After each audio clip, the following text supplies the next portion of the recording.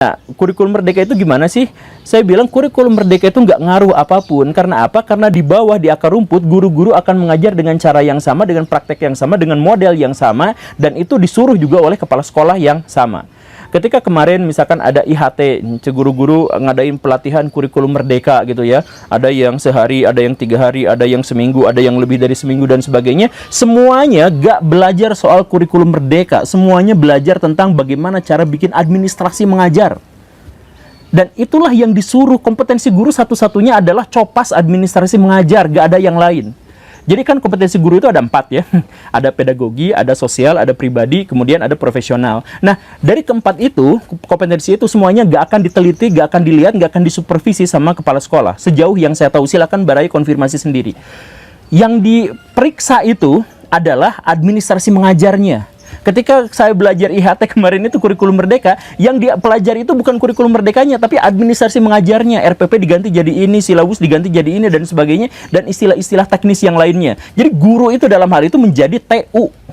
Kompetensi guru adalah kompetensi TU, kan nggak nyambung. Nah, karena nggak nyambung itu, maka kalau seandainya kita memenuhi standar atau kompetensi guru, kita nggak akan bisa ngapa-ngapain, karena standar dan kompetensi yang selalu diukur dan dinilai dan disetorkan itu adalah administrasi mengajar.